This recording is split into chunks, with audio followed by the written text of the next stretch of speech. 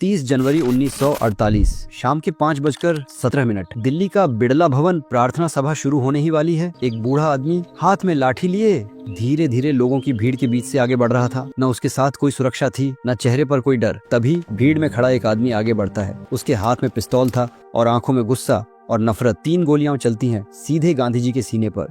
पहली गोली लगते ही गांधी जी लड़खड़ा जाते हैं।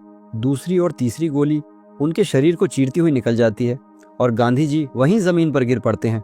चारों तरफ खामोशी छा जाती है। लोग समझ ही नहीं पाते अभी अभी क्या हो गया। गांधी जी के होंठ हिलते हैं बहुत धीमी आवाज में,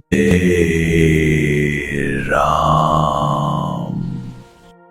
किसी को यकीन नहीं हो रहा था कि जिस इंसान ने पूरी दुनिया को अहिंसा का रास्ता दिखाया, उसी इंसान को दिन दहाड़े गोली मार दी गई। पूरा देश सन्न रह गया।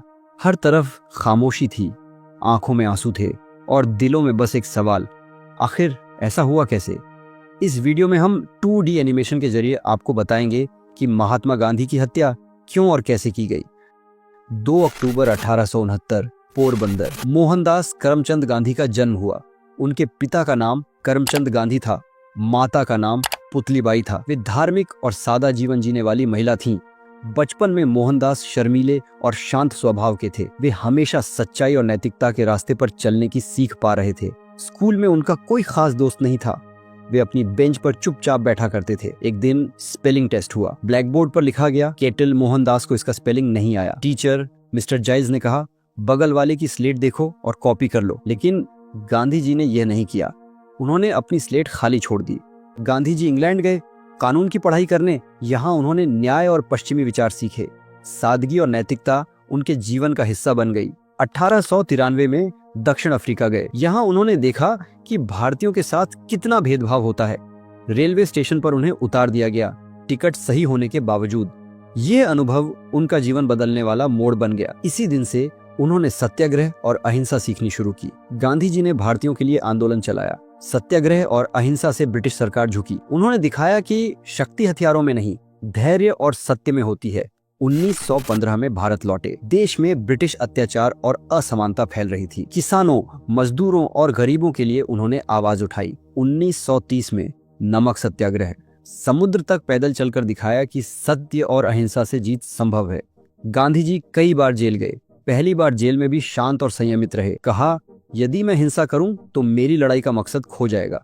इससे उनका अहिंसक नेतृत्व और भी मजबूत हुआ। गांधी जी बहुत साधारण जीवन जीते थे। साधारण कपड़े, कम जरूरतें और बड़ा दिल। लक्ष्य केवल स्वतंत्रता नहीं बल्कि न्याय और समानता। हिंदू और मुसलमान साथ साथ रहें, यही उनका सपना था। सत्याग्रह आंदोलन। भारत छोड़ो आंदोलन 1942। किसानों और मजदूरों के अधिकारों के लिए कई स्थानीय आंदोलन। उन्होंने दिखाया कि सत्य और अहिंसा से भी बड़ी क्रांति हो सकती है। 30 जनवरी 1948 दिल्ली का बिड़ला भवन। शाम का समय था। महात्मा गांधी प्रार्थना सभा के लिए अपने कमरे से निकले। जो लंबे समय से गांधी जी के विचारों से नाराज था, धीरे धीरे आगे बढ़ा। उसकी आंखों में नफरत और हाथ में पिस्तौल थी। घोड़से और उसके कुछ साथी मानते थे गांधी जी हिंदुओं के साथ अन्याय कर रहे हैं और पाकिस्तान के प्रति बहुत नरम है। भारत इससे कमजोर हो रहा है। भीड़ के सामने पहुंचते ही घोड़से ने पिस्तौल निकाली। पहली गोली चली, गांधी जी संतुलन खो बैठे। दूसरी गोली सीधे सीने में लगी और तीसरी उनके शरीर को चीरती हुई निकली। गांधी जी जमीन पर गिर पड़े। उनके होंठ हिले। हे राम! भीड़ में हरा तफरी मच गई। किसी को यकीन नहीं हो रहा था कि यह वही गांधी जी हैं जिन्होंने पूरी दुनिया को अहिंसा का रास्ता दिखाया। अब हिंसा की भेंट चढ़ गए थे। लेकिन क्यों? घोड़से ने जानबूझकर बिड़ला भवन को चुना क्योंकि गांधी जी हर रोज वहीं प्रार्थना सभा करते थे। भीड़ का अंदाजा, सुरक्षा की कमी और समय, यह सब घोड़से की योजना का हिस्सा था। तीनों गोलियां सीधे उनके सीने में मारी गयी। एक पल में भारत ने अपना राष्ट्रपिता खो दिया। पूरा भारत स्तब्ध और शोक में डूब गया। लेकिन गांधी जी के विचार सदैव जीवित रहेंगे। सत्य, अहिंसा, धैर्य और सादगी, ये उनका सबसे बड़ा संदेश है। 2 अक्टूबर 1869 से 30 जनवरी 1948 तक मोहनदास करमचंद गांधी ने दिखाया कि बदलाव केवल हिंसा से नहीं, सत्य और अहिंसा से आता है। अगर आपको ये वीडियो अच्छा लगा तो तुरंत लाइक करो, सब्सक्राइब करो और कमेंट में बताओ गांधी जी का कौन सा संदेश आपको सबसे ज्यादा प्रेरित करता है।